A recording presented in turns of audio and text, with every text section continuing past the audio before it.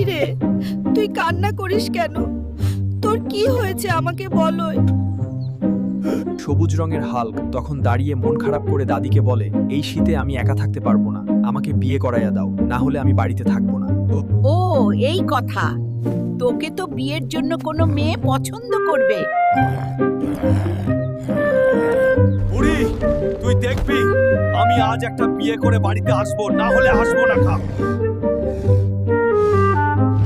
দাদি, বাইরে এসো, দেখো আমি কত সুন্দর বউ বিয়ে করে আনছি।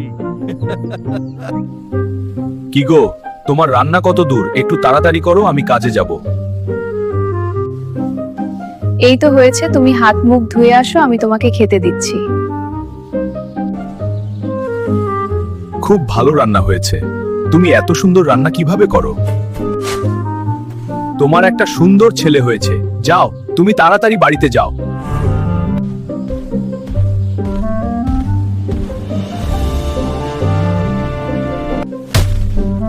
কতদিন হয়ে গেছে বউ আর ছেলেটাকে দেখি না।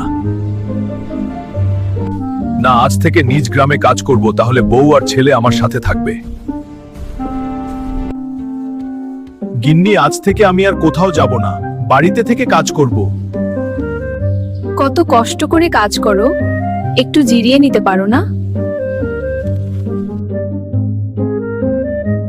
বাবা, আমার খেলনা কিনে দাও।